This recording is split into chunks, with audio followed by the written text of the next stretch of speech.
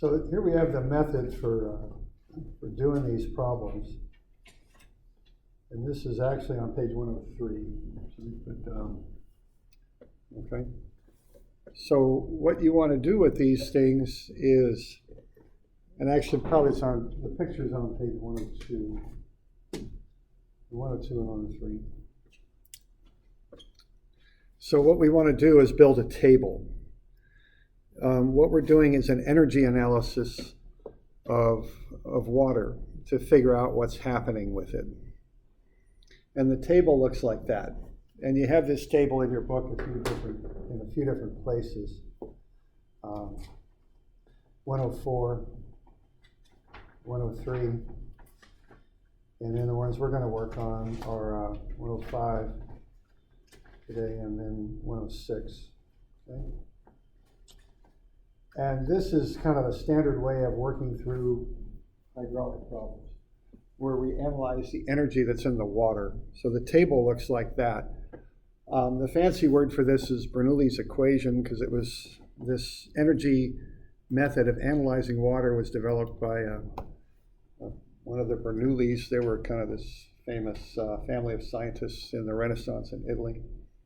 I don't know how the heck they figured this stuff out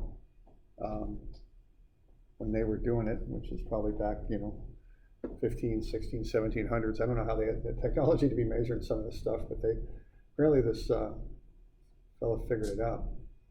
Okay, so this is how we figure out what's going on with water.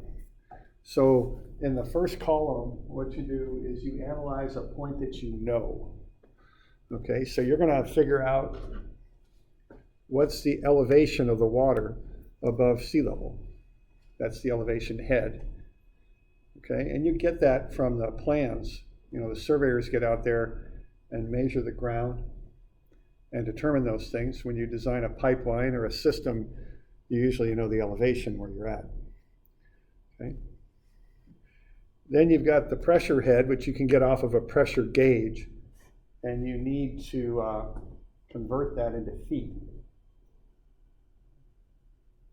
Then if you know the velocity of the water, and there's different ways you could do that, you square it and divide it by 64.4, and that gets you the velocity head. Although that is often ignored because it's usually very small for what we work with, It's usually not that big of a deal. Okay, you add all those things up, and you get the total head. Then you could look at how much head loss. Another word for that is friction loss you have as you go from one point to the other, and that will get you the total energy that you've got left to work with at your second point that you want to analyze. So you know that there's a certain amount of energy you've got in the water, and that it has to go into one of three places. If you know enough information about this side, let's say you know the elevation and you know the velocity head, you can take the total from right here, subtract off the elevation head, and then subtract off the velocity head, and what you end up with is how much energy is left for pressure. And then when you have that, you can do the conversion on that and get that into PSI. See, that's how we analyze systems with energy. And the forms of energy are elevation head in feet, pressure head. To get that, you take PSI times 2.31, and then velocity head, which is V squared over 64.4. Okay. We also have head loss as another form of energy, which is, we'll end up learning how to calculate that. For now, I'll just give you what it is. But that's the frictional energy loss as the water flows through a pipe and it rubs up against the walls and has turbulence and things like that. All right. So why don't we apply this approach to another problem here.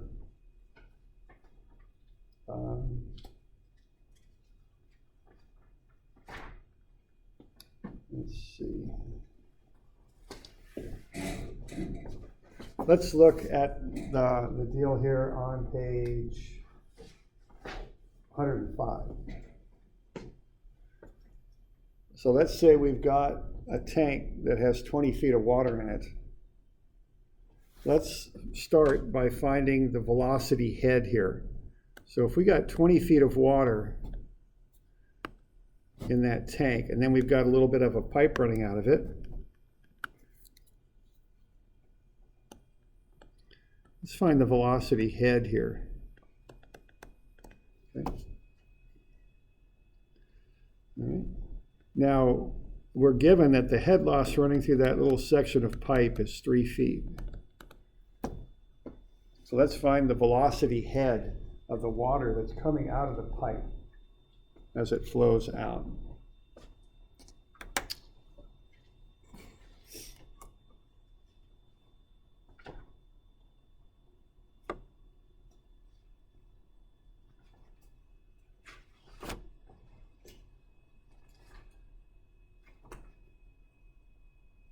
So to do this, you're going to set up a chart. And I've got the chart down below on page 105. And the chart looks like that. So you want to concentrate on the left side of the chart for the reservoir here. And fill in what you know. What's the elevation head, what's the pressure head, and what's the velocity head at the top of the tank. Okay, so up here at A, what are those values?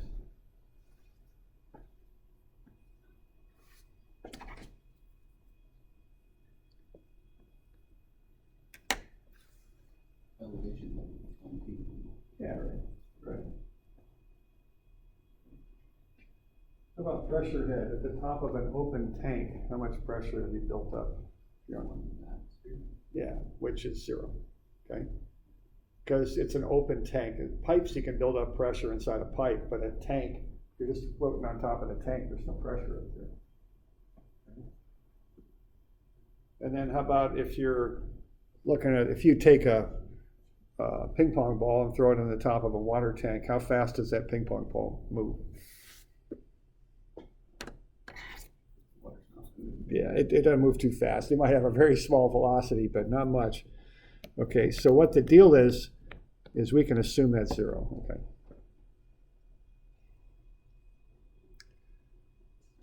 All right, so what we've just done, we've identified a point that we can figure out what's going on there, and that's the top of that tank. And so the total energy you've got is 20 feet, okay? That's the amount of energy you've got in the water to work with at the top of the reservoir. Y'all good with that? Okay. Okay, now that water's going to flow through that pipe. Okay. And you're given that there'll be 3 feet of head loss flowing through the pipe. Now later on we'll learn how to calculate that. It's not that hard if you have a chart. For now I'll just give you the number. So that's head loss. The key part of that word is loss. Because you've got friction on the walls of the pipe. You're going to lose that. And that's going to turn out into heat. And that's just going to go away. All right? So you started with 20 feet of energy, but you lose 3 when the water moves through the pipe. So what you end up with is 17 feet of energy. That's what you've got, okay? So that's what you've got over here in that open flow where the water's coming out of the pipe. Okay?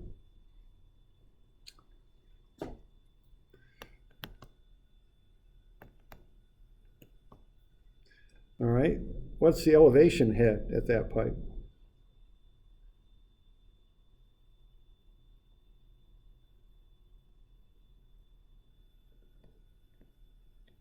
If it's 20 at the top, yeah, nothing, you know, that's kind of, and you can start measuring at any point, you know, you can say that's 0 down there because we're measuring 20 feet above to get to the top of the tank. So we're kind of, the fancy word for that is we're setting our datum at the bottom of the tank. That's kind of the fancy way to say it.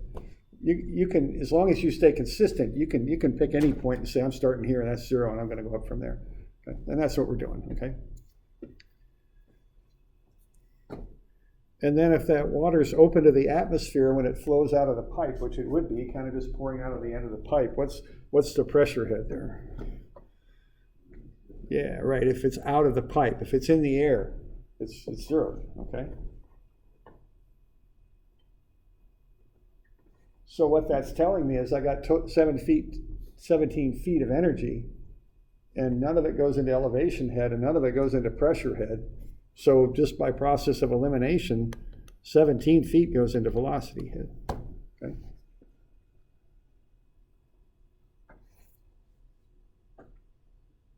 Y'all okay with that? And it's just, there's 3 places where the energy can go. And if you can figure out 2 of them, you can use a little bit of subtraction to get to the third, is the idea. Because you know the total, if you know 2 of the other 3, you can subtract and get to the third one that you don't know. That's how this method works. Okay. All right, so what we've got here is the velocity head at B.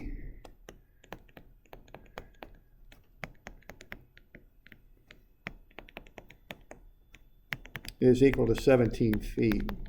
Well, we got to do a little bit of algebra to do the rest of this stuff. Because what the velocity head is v squared over 64.4, and that's on your formula sheet.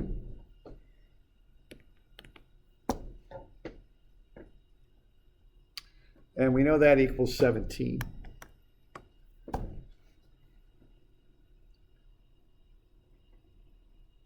So what we got to do is just do the algebra to work our way down to what V is. Okay? And what you do in algebra is you kind of do, they call them inverse operations to get to the thing you want to get to. I want to get to the VB. And I notice it's divided by 64.4. So I'm going to multiply that whole expression by 64.4. And what that'll do, that'll cancel the 64.4 on the bottom. But then the other rule of algebra is whatever you do to one side, you got to do to the other. So I got to multiply this other side by 64.4 also. I'm doing the same thing to both sides. Yeah, okay, so 1094.8? Great, okay. Okay, now I got VB squared is 1094.8. Well, I want to get to VB. So to get from VB squared to VB, I just take a square root. Yeah, so but if I take a square root of the left side, I got to do the same thing on the right to keep that equal sign valid, okay? Take a square root and I'll get to the velocity, okay? So 33.1, something like that? Okay. So if I got a 25-foot high tank of water, or 20-foot high tank of water, and I've got to get 3 feet of head loss getting it out the pipe, that velocity coming out should be 33.1 feet per second. Okay. So this is how they analyze systems. This is the approach that's used. And I just call it energy analysis. But you know, the fancier word is called Bernoulli's equation. Is if you read a hydraulics book, that's what they'll call it. Okay. And you might remember earlier, I didn't have this in the book, but I showed it on a slide, this article right here, where they were looking at building this hydraulic grade line for that storm sewer system they're going to make, or they already had. That's how they analyzed that. See, they figured out how much head loss they had in the system and where that energy line was going to be. This is how they did it. They looked at the energy of elevation, because when they built this pipe, they surveyed it, and they knew the elevation as they went through it. Because that was built, and there were blueprints, and they surveyed it and did all that. Okay, and then they also they have some equations that they can predict the velocity and find the head loss in that pipe when that water goes running through it. And between that, they plotted up what they figured the hydraulic grade line would be. That's kind of how that went. Okay, it was an energy analysis.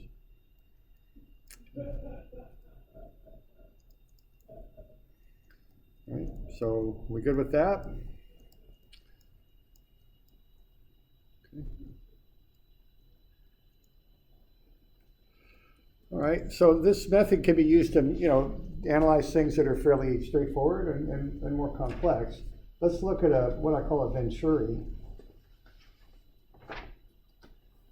Okay, and these are used in the water industry for chemical feeds. They have a distinct purpose. Okay, and let's look at this.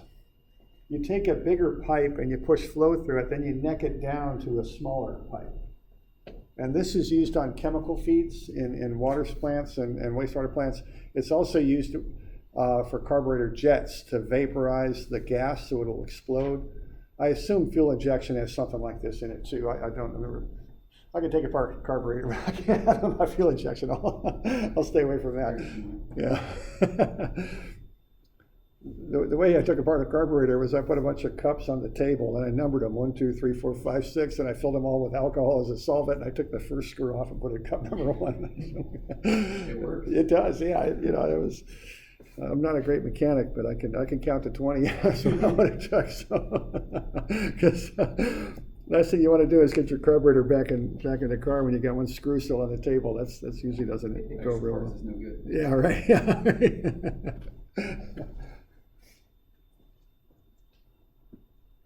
All right, so let's have a look. Now this is going to be a little bit of calculations on this one. We're going to use the same approach, but we got to do a fair amount of work to get to it. Okay.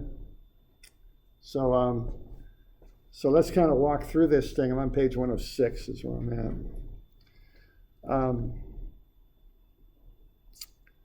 All right, so let's see what we got. All right, now what we have here is a flow of 7 gallons per minute. We're going through a 1-inch diameter line, and we're going to neck that down to a 1/4-inch diameter line. We've got 12 psi at A. Let's find what the pressure will be at B. Okay. All right, now let's do one thing right off the bat, and we're going to have to put this at the top. We've got 12 psi, but when we use that chart at the bottom, we're going to want that in feet. And so we got 2.31 feet per psi. So let's do that right away. I didn't really leave a good place to put that. Okay, and we're going to get 27.72 feet. So that's the pressure head at A. Okay.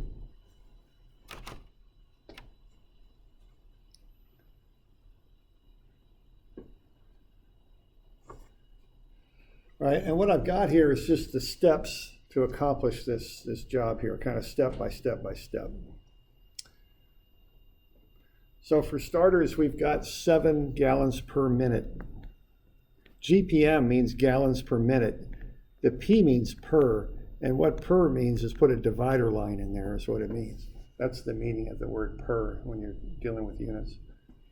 Okay, so I've got 7 gallons that flow in 1 minute of time. I want to get that into CFS, cubic feet per second, so I can work with it.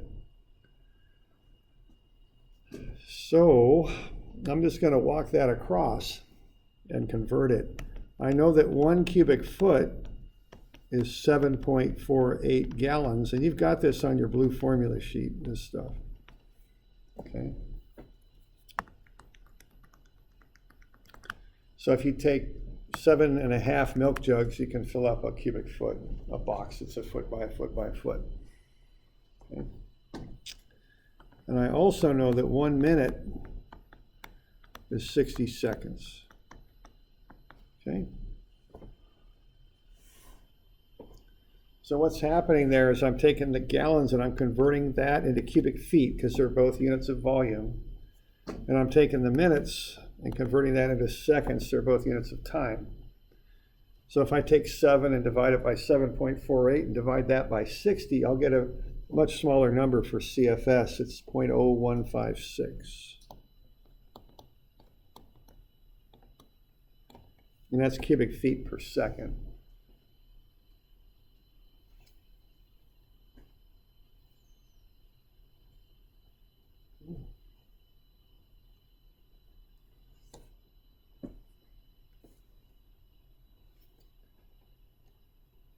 So I've got that.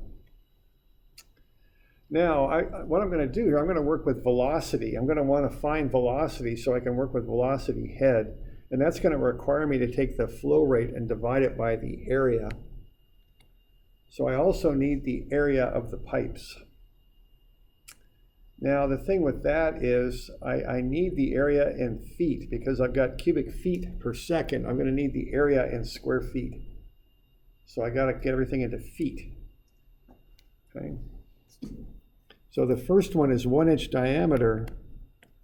That's 0.5 inch radius. I want to work with the radius because I do pi r squared to get the area. So I got half an inch radius. And then I got 12 inches to a foot. So if I take that half inch radius and divide it by 12, that will get me the radius in feet. And it's not going to be very big. 0.005454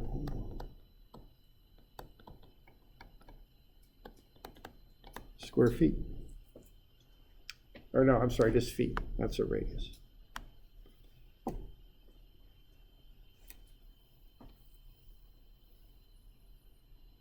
I think I screwed that up. It's 0.04167. My bad. I screwed that up.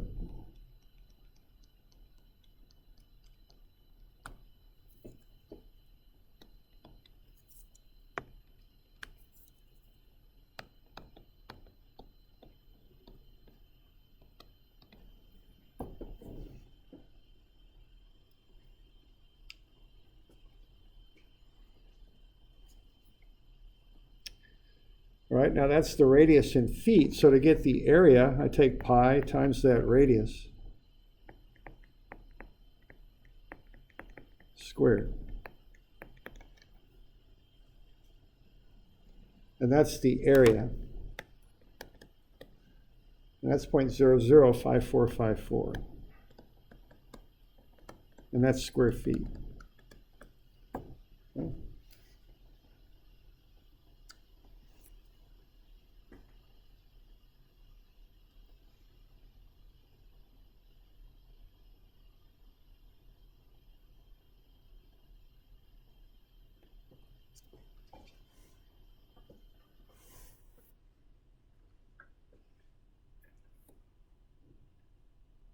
Okay.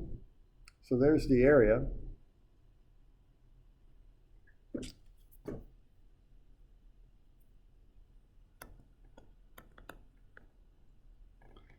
So if I want to get the velocity, which is really what I'm after, because I want velocity head, I'm going to take that flow rate, and that's 0.0156 cubic feet per second. And I'll divide it by the area, which is 0.005454 square feet. See, and that'll get me the velocity because those units will come out to be feet per second. So that's 2.86 feet per second.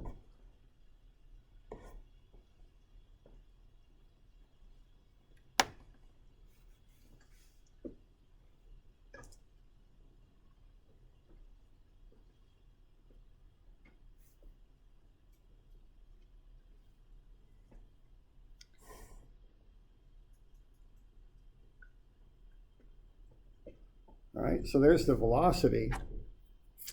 And then I can find the velocity head, which is what I need to put into the chart, which would be in feet. So I'm going to take 2.86 feet per second, and I'm going to square that, and then divide it by 64.4, and that'll get me the velocity head. And that's 0.127. So it strikes me as we did a whole lot of work to get 0.13 feet of velocity head, but all the same, I guess we're all better people because of it, right? Because we're able to. But yeah, actually, we'll stop joking around. But we'll see the use of this here later. Okay.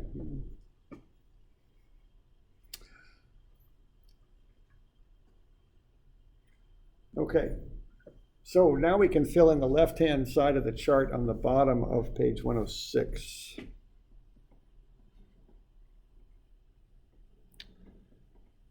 See, that pipe is laid flat, so we're just going to call the elevation 0. You can call As long as you're consistent with your whole system, you can use whatever elevation you want to start with. So I'll call both sides of that pipe 0 because it's just running horizontally. And I could call them both 100 or both 200 or whatever. It doesn't make any difference. So 0 is just the easiest. They're the same. That's really all that matters. Okay. We got the pressure head is 27.72. And then we've got that velocity head, which I'll round out just to 0.13. It's really pretty small.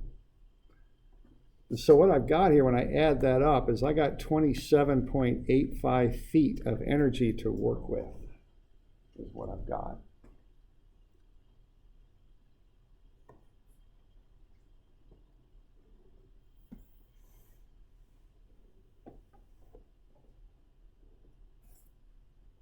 Okay.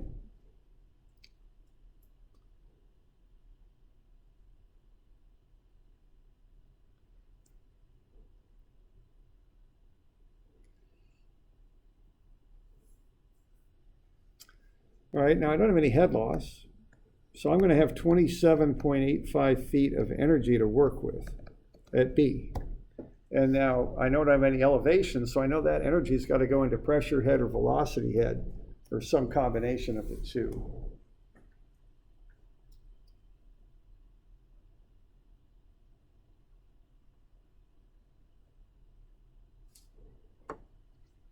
Okay. Now, I've got enough information where I can find the velocity and the velocity head. So let's see what happens there. Okay. We've got a 1/4 inch diameter. That's an 1/8 of an inch radius up at the top there. And that's 0.125 inches for the radius. So we're really taking that line and decreasing it quite a bit. We're taking it down to an 1/8 of an inch radius, pretty small.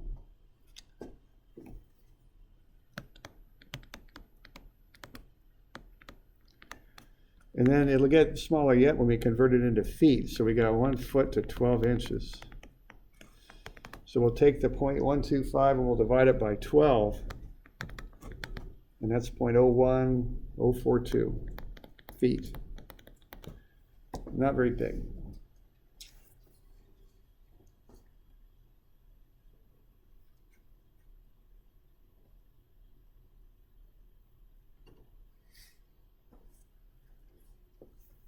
Okay.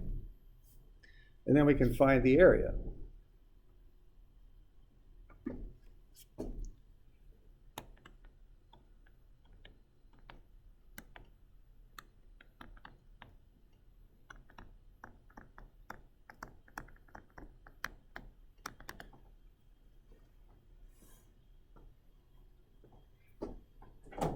So it's going to come out to be a very, very small area when I take pi r squared. It's 3 zeros, 0.0003409,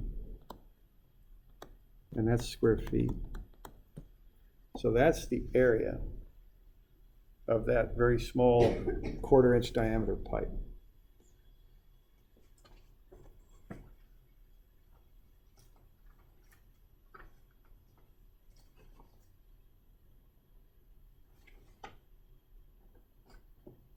Okay. All right, now we can figure out how fast the water has to go to get through there because we know the flow rate already. It's 0.0156 gallons per minute. We found that up above. I'm sorry, that's cubic feet per second. That's cubic feet per second. And we know the size of the pipe we're pushing it through, which is very small.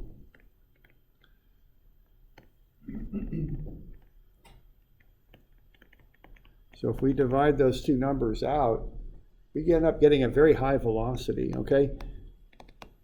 45.76 feet per second. So before up above, we had 2.86. And by necking that pipe down by a factor of 4, we're up now to 45.76 feet per second. Okay.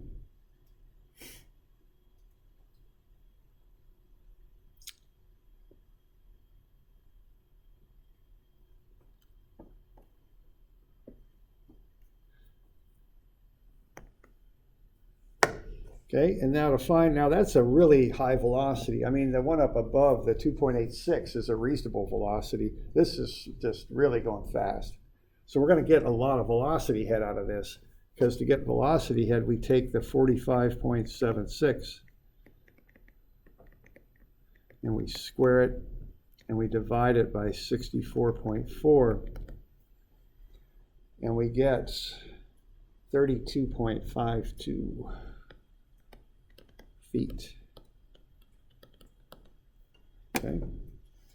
So that velocity head went from that little number on the first run, the 0.13, but when we push that water through a small opening like that, it moves really fast. And when that happens, the velocity head goes way up to 32.52.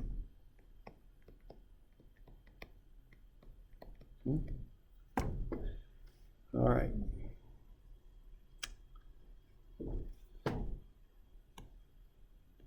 We good with that? You got any questions on that? All right. Okay. Now that has quite an effect, though, for the pressure head at B, doesn't it? Because how much pressure head do we have at B? We got a total of 27.85, but we need 32.52. So what does our pressure come out to be? With a total of 27.85 and a pressure of 32.52. Yeah, we're getting negative pressure. And that's a, yeah, thank you. Yeah, pressure head. It's also going to turn into pressure though eventually, right? So that's pulling a little bit of a vacuum is what it's doing, okay? And see, that's why this device is built the way it is, because you want that vacuum, because it'll help. Yeah, so it pulls the chemical in. Yeah, right. And so this is all done on purpose. Okay. Same thing with jets on your carburetor or your fuel injection. If you can push the gasoline fast enough through that jet, you can get a vacuum, and poof, it'll just vaporize, and then it'll explode in the cylinder. Okay. So that's the intent of this device, is to do this. You're requiring so much velocity head that you actually push the pressure negative, which is a vacuum, which is what you're attempting to do here. Okay.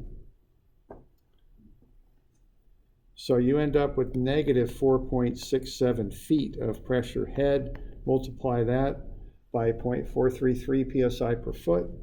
I'm having trouble fitting all this in, sorry. And what you get is a negative 2.02 psi. I'm sure you're using some hot tubs and pools, and I always wondered how they work. Now it makes sense. Yeah. Okay. I remember I had a motorcycle up in Flagstaff, Arizona, at really high elevation, and I had to re-jet the thing. I had to put different jets in the car. Yeah. So that's the hydraulic analysis of that device and why it works. Okay. Now, you can only go so far into negative pressure, right? I mean, because that's gauge pressure. 14.7 is the average atmospheric. You can't go any lower than negative 14.7 gauge, because you're getting into a, you can go down to a zero total vacuum, which is negative 14.7, but you can't go any lower than that. That's as low as you can go. All right.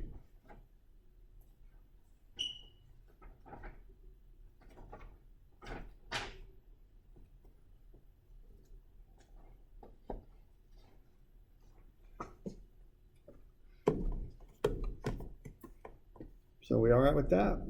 Okay.